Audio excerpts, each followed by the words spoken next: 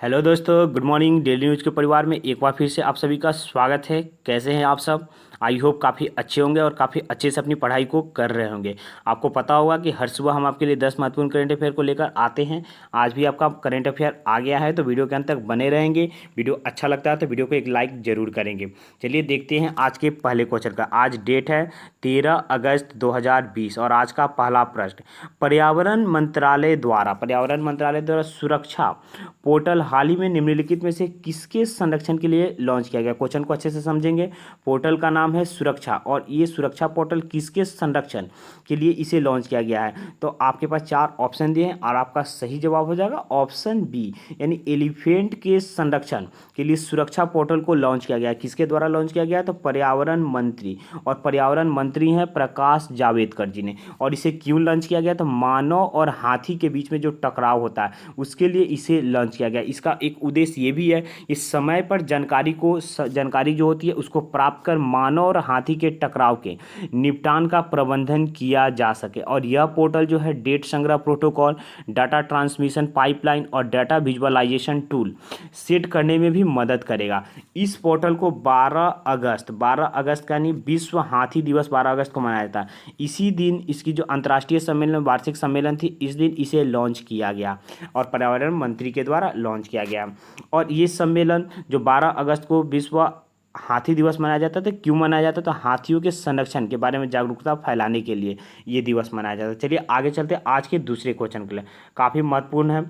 IC impact 2020 हाल ही में जो 6 से 7 अगस्त 2020 को हुआ था, यह किस देश के बीच एक अनुसंधान सम्मेलन हुआ? आपके पास चार ऑप्शन दिए गए और आपका सही जवाब हो जाएगा ऑप्शन बी, यानी इंडिया और कनाडा के बीच में यह एक अनुसंधान सम्मेलन हुआ।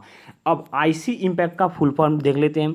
India Canada centre for innovative multi disciplinary partnership to accelerate community transformation and sustainability, ये इसका फुल फॉर्म है। काफ़ी लंबा है, इसे एक बार फिर से आप सुन लेंगे, हो सके तो इसे नोटबुक में लिख लेंगे। दोस्तों जब भी करंट अफेयर को आप पढ़ें, नोटबुक एक लिख कर आप साथ में रखें कि जो भी महत्वपूर्ण क्वेश्चन रहता है उसमें एक बार लिख लें, क्योंकि अगर आप लिख लेंगे उसे कभी भी आप रिवीजन करेंगे तो आपके दिमाग में वो क्वेश्चन आ जाएगा और एग्जाम में गलती करने की संभावना काफ़ी कम हो जाएगी। क्योंकि करेंट अफेयर को आप बार बार रिवीजन नहीं करते हैं, लेकिन लिख कर जो महत्वपूर्ण होगा उसको रखेंगे और कभी कभी देखेंगे। जब भी एग्जाम आए तो उसके पहले एक बार जरूर देख लेंगे, इससे आपका रिवीजन भी हो जाएगा और आपको याद रहेगा कि आप एग्जाम में अच्छे से उसको सही कर पाएँ।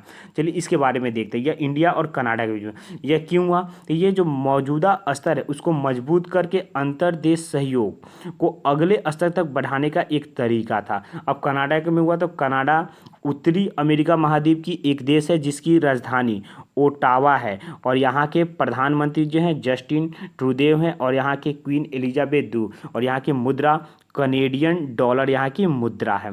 चलिए आगे चलते आज के तीसरे क्वेश्चन की तरफ। आज का तीसरा क्वेश्चन, किस भारतीय कंपनी के द्वारा भारत का पहला पॉकेट एंड्रॉयड ओएस डिवाइस को लॉन्च किया गया? आपके पास चार ऑप्शन दिए गए हैं और आपका सही जवाब हो जाएगा ऑप्शन सी, यानी पेटीएम के द्वारा लॉन्च किया गया। भारत में पहली बार इस तरह का कोई काम यह हुआ है। और इस डिवाइस का नाम क्या है? तो इस डिवाइस का नाम है Paytm all in one portable Android smart POS. POS मतलब पॉइंट ऑफ सेल, इसको लॉन्च किया गया। पेटीएम का फुल फॉर्म होता है पे थ्रू मोबाइल।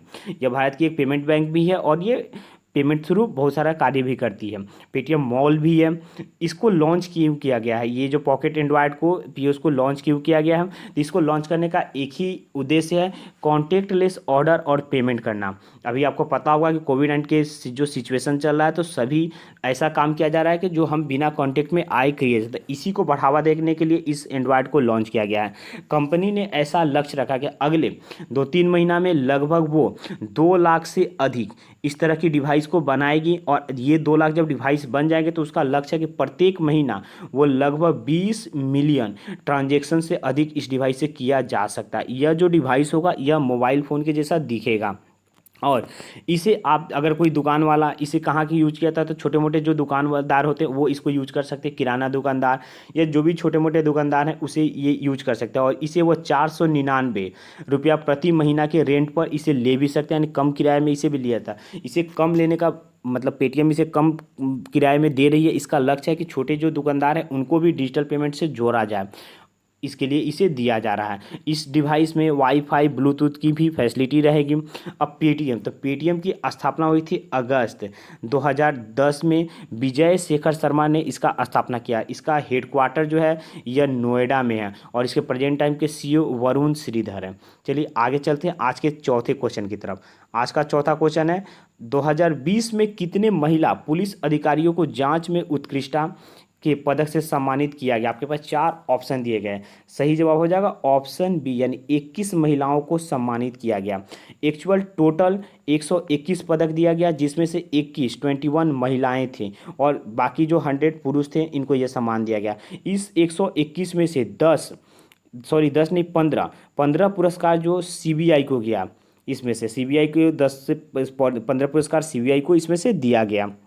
इस पदक की स्थापना 2018 में हुई थी। अपराध के जांच के मानक को प्रोत्साहित करने के लिए और जांच के जो अधिकारियों हैं उनकी उत्कृष्टता को पहचानने के उद्देश्य से इसकी स्थापना की गई थी और इसकी घोषणा जो है केंद्रीय गृह मंत्रालय के द्वारा की जाती है। अभी प्रेजेंट टाइम पे गृह मंत्री हैं अमित शाह। चलिए आगे चलते हैं आज के अगले क्वेश्चन की तरफ। अगला क्वेश्चन हमारा 5वां question, our only home a climate appeal to the world, जो फ्रांट अल्ट द्वारा लिखित है। इस पुस्तक के लेखक एक्चुअल फ्रांट अल्ट जो है इसमें इसके को रिटेन मतलब 2 आदमी ने मिलकर एक पुस्तक को लिखा हुआ है। तो इसके एक लेखक तो है फ्रांट अल्ट और दूसरे लेखक का आपका नाम बताना। आपके पास 4 ऑप्शन दिए गए और आपका सही जवाब क्या होगा? तो सही जवाब हो जाएगा ऑप्शन बी, दलाई लामा। यानी दलाई लामा और फ्रांज अल्ट दोनों ने मिलकर इस पुस्तक को लिखा है और यह पुस्तक जो लिखी गई है यह क्लाइमेट चेंज पर इस पुस्तक को लिखी गई है। दलाई लामा पता होगा यह तिब्बत के धर्म गुरु हैं और फ्रेंच आर्ट यह जर्मनी के इन्वायरमेंटल जर्नलिस्ट हैं। यह पुस्तक जो है वो नवंबर 2020 में आने की संभावना है। और दलाई लामा, तो दलाई लामा जो है यह 14वें दलाई लामा है। दलाई लामा 14वें तिब्बत के 14वें दलाई लामा है जिनका नाम तेंजिन ग्यात्सो है। चलिए आगे चलते हैं आज के 6ठे क्वेश्चन की तरफ। भारत का पहला कौन सा शहर जिसने लिंग समानता को दर्शाने के लिए ट्रैफिक सिग्नल पर महिला आइकन का इस्तेमाल कर रहा है? काफ़ी अच्छा कार्य किया है। इससे महिला लिंग समानता को बढ़ावा देने के लिए किया जा रहा है भारत में। आपके पास 4 ऑप्शन दिए गए हैं और आपका सही जवाब हो जाएगा ऑप्शन ए, यानी मुंबई। महाराष्ट्र की राजधानी मुंबई ऐसा कार्य के लिए भारत में पहली बार हो रहा है कि जो ट्रैफिक सिग्नल होगा उस पर अब औरतों के चिन्ह को उसमें इस्तेमाल किया, महिला जो आइकन होगा उसका इस्तेमाल किया जा रहा है। तो मुंबई में हो रहा। मुंबई को पहले बम्बे के नाम से जाना जाता है। यह इंडिया की लार्जेस्ट सिटी भी है। यह जो ट्रैफिक है यह दादर ट्रैफिक सिग्नल पर और साइनेज पर इसका इस्तेमाल होगा। इसे बीएमसी का मतलब ब्रूमन मुंबई म्युनिसिपल कॉरपोरेशन के द्वारा इस ट्रैफिक जो सिग्नल है उसको प्रदर्शित किया जाएगा। तो मुंबई में हो रही है यानी महाराष्ट्र में हो रही है। तो महाराष्ट्र की राजधानी मुंबई, सीएम उद्धव ठाकरे जो शिवसेना से हैं और गवर्नर यहाँ के भगत सिंह कोश्यारी हैं। महाराष्ट्र इंडिया का वह राज्य है जहाँ पर कोविड का खतरा सबसे ज़्यादा कोविड के जो पेशेंट हैं महाराष्ट्र में ही हैं। चलिए आगे चलते हैं आज के 7वें क्वेश्चन की तरफ। आज का 7वां क्वेश्चन, केंद्र सरकार ने हाल ही में कपास सलाहकार बोर्ड को समाप्त कर दिया है। भारत के वर्तमान कपड़ा मंत्री कौन है? आपको सही जवाब क्या हो जाएगा? ऑप्शन डी सही जवाब हो जाएगा। स्मृति ईरानी अभी कपड़ा मंत्री हैं, यानी प्रेजेंट ये टेक्सटाइल मिनिस्टर है। इसके बारे में थोड़ा अब जानते हैं कि क्या होता है। तो कपास सलाहकार बोर्ड मतलब कॉटन एडवाइजरी बोर्ड यानी CAB, ये इसका कार्य क्या था? यह एक सरकारी एजेंसी, उत्पादक, उद्योग और व्यापार की एक प्रतिनिधि संस्था थी जो सरकार को कपास के उत्पादन उपयोग से संबंधित मामले पर सलाह देती थी। यह सूती कपड़ा मिल उद्योग, उत्पादन, कपास के जो व्यापार होता है इससे सरकार के बीच में एक संपर्क स्थापित करने का यह एक मंच भी था, जिसे अब बंद कर दिया गया है। चलिए आज के अगले क्वेश्चन की देखते हैं।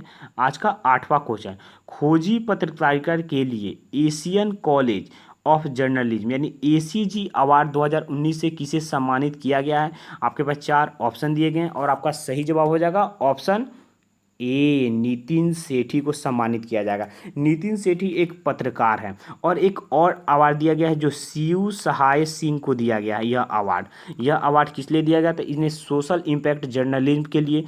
अवार्ड का नाम क्या है? तो KP Narayan Kumar memorial award के विजेता के रूप में इन्हें घोषित किया गया। यह पुरस्कार जो है WHO के deputy director general Soumya Swaminathan जो भारत से हैं उनके द्वारा वर्चुअल समारोह के द्वारा प्रदान किया गया।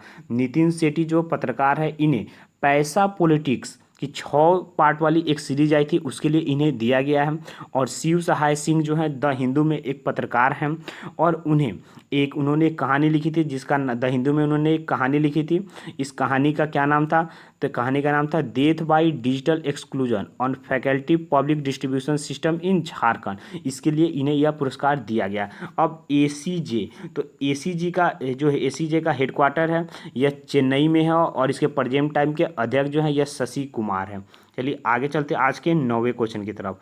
भारतीय मूल की किस महिला को अमेरिकी उपराष्ट्रपति उम्मीदवार के रूप में नामित किया गया? काफ़ी अच्छा है खबर क्योंकि ये भारतीय मूल के इनका कभी ना कभी संबंध भारत से होता है। भारतीय मूल का मतलब दोस्तों ये नहीं होता कि वो आदमी भारतीय मूल का मतलब वो आदमी अब विदेश में रहता है उसको विदेश की नागरिकता, यानी जिस देश में, जैसे ये अमेरिका के हैं तो इनको अमेरिका की नागरिकता प्रदान है, लेकिन इनके माता पिता या इनके पूर्वज या ये हो सकता है कभी ना कभी भारत में रही होंगे तो इन्हें भारतीय मूल बोला जाता है।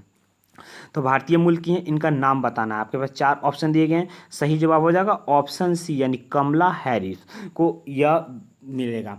कमला हैरिस क्या है? तो यह अमेरिका की पॉलिटिशियन और लॉयर हैं और ये डेमोक्रेटिक पार्टी की एक सदस्य हैं। अब अमेरिका में ऐसा हो रहा है तो अमेरिका की राजधानी वाशिंगटन DC है, मुद्रा डॉलर है। अमेरिका में 50 स्टेट है, 50 स्टेट मिलकर अमेरिका का निर्माण हुआ और राष्ट्रपति डोनाल्ड ट्रम्प है। चलिए आगे चलते हैं आज के अगले क्वेश्चन देखेंगे। क्वेश्चन 10 को, किस राष्ट्र ने पाकिस्तान को ऋण और तेल की आपूर्ति समाप्त कर दी गई है? हमारे पास 4 ऑप्शन भी दिए गए हैं और हमारा सही जवाब हो जाएगा ऑप्शन सी यानी सऊदी अरब ने पाकिस्तान को ऋण और तेल की जो आपूर्ति उसको समाप्त की गई है।